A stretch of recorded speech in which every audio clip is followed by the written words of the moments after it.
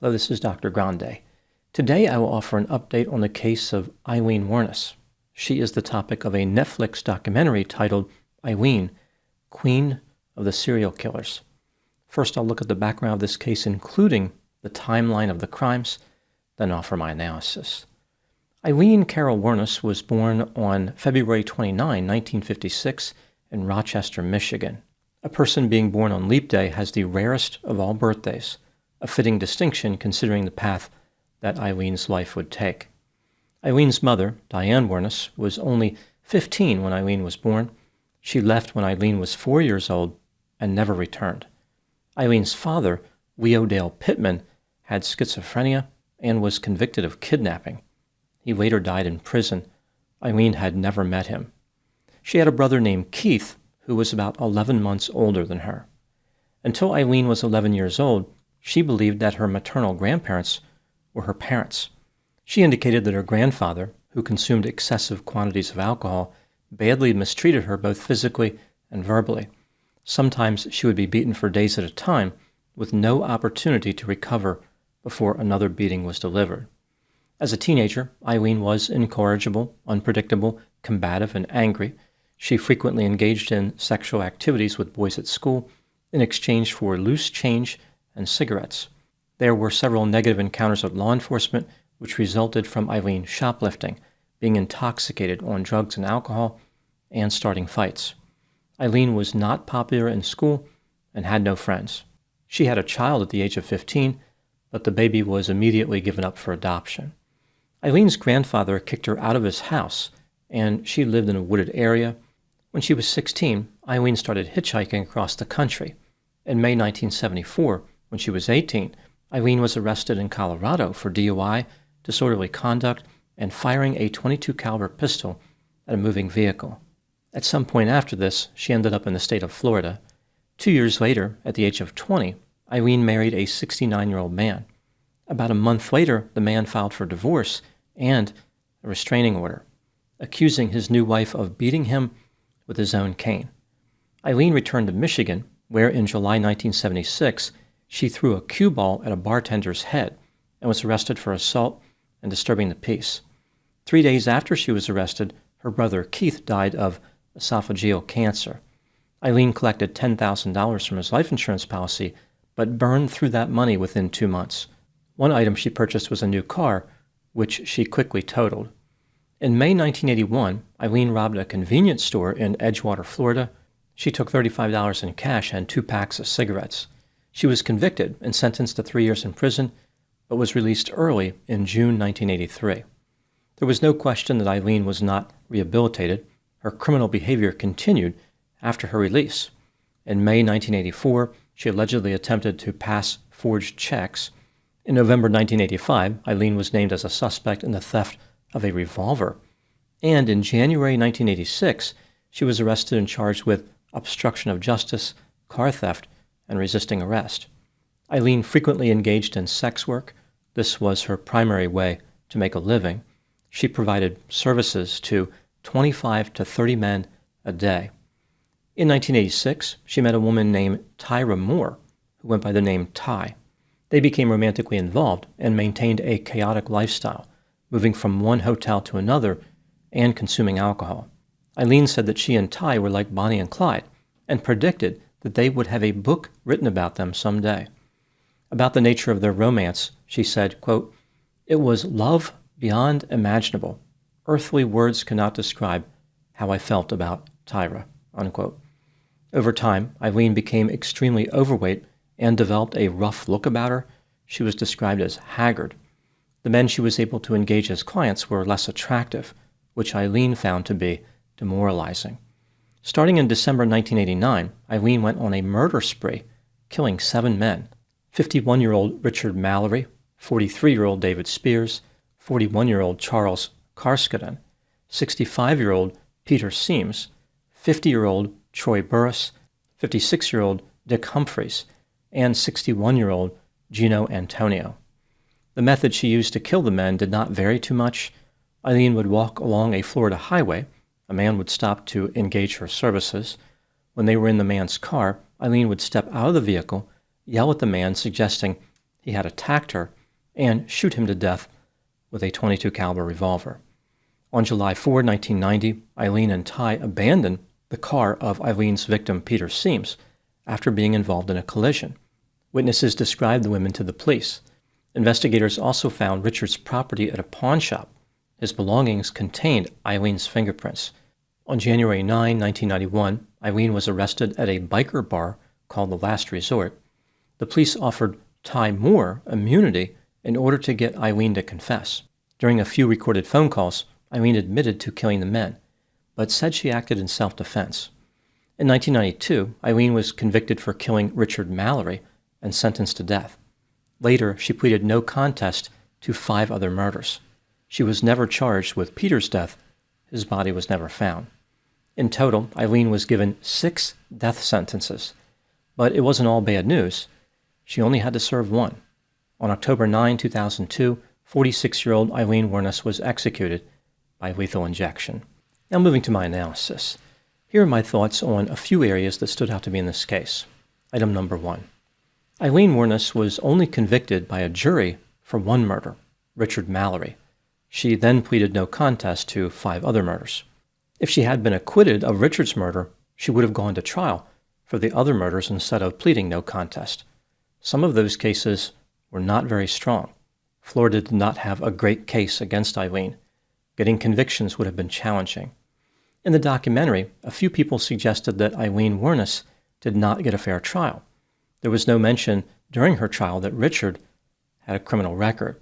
He had gone to prison many years earlier for attempting an assault of a sexual nature. A mental health assessment conducted after his arrest indicated that he was impulsive, explosive, and possessed strong sociopathic traits. There is no question that Richard was a dangerous offender, which supports Eileen's story that he attacked her and she killed him in self-defense. I believe that Aileen was guilty for all the murders, including Peter's murder. Again, his body was never found. But I also believe that she did not get a fair trial for Richard's murder. His criminal history was definitely relevant. Item number 2. Initially, Aileen argued that all the killings she conducted were in self-defense. After she was sentenced to death, she became determined to make sure that penalty was carried out. Aileen switched to less sympathetic stories. For example, she robbed the men and killed them to avoid leaving witnesses behind, or she murdered out of anger because the men refused to have sex with her.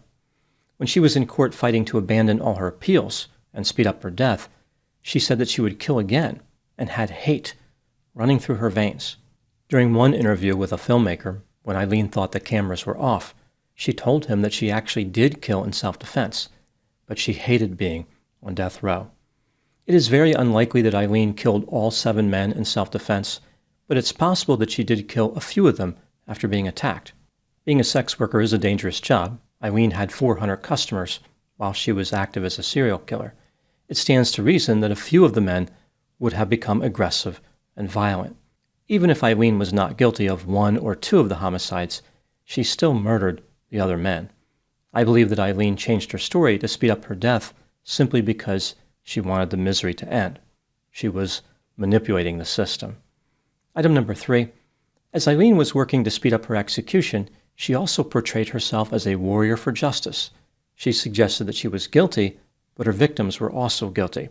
They deserved to die for what they did, just like Aileen deserved to die for killing them. Aileen did not identify as a serial killer, saying, quote, "The real Aileen Wuornos is not a serial killer. I was so drunk and so lost, so blanked up in the head, man, that I turned into one. But my real self is not one," unquote. In a curious twist, one person who was with Aileen just a few hours before she was executed claimed that she finally admitted that she definitely was a serial killer. Item number 4. What do I think happened in this case?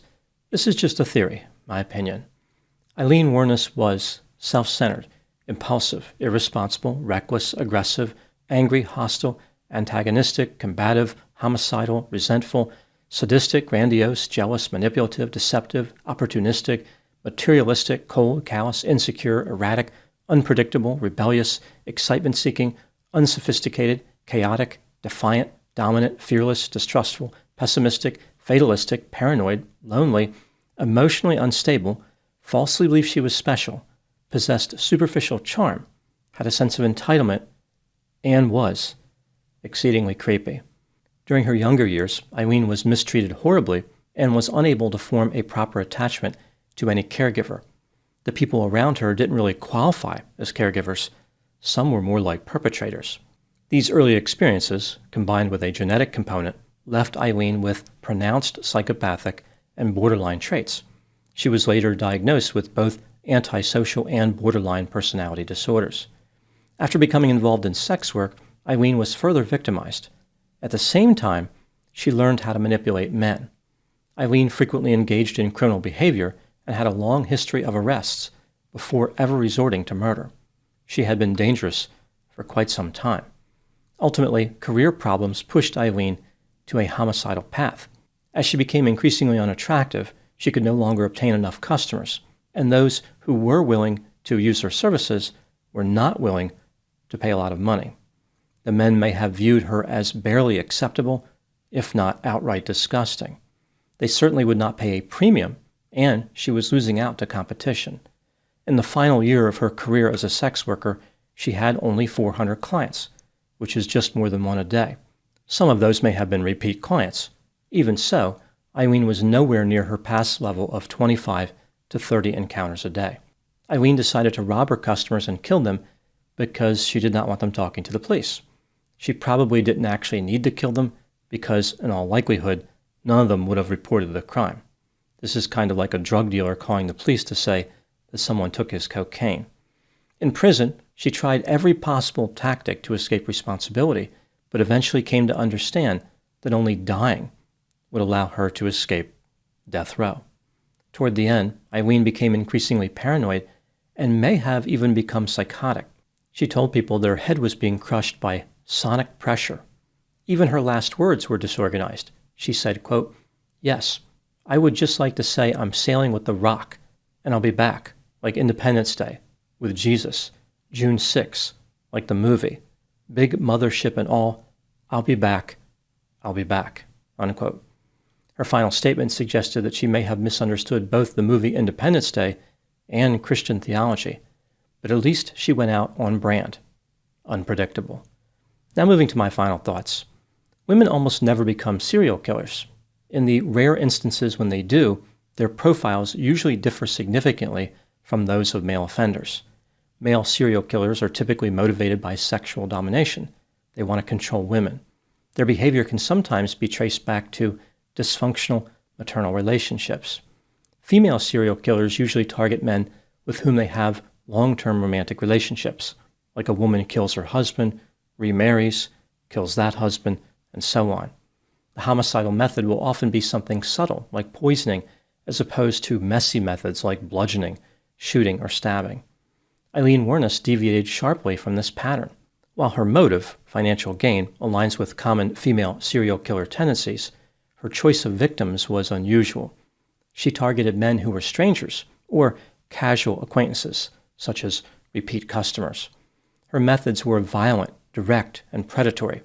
She displayed a clear desire to dominate her victims, a trait more commonly seen in male offenders.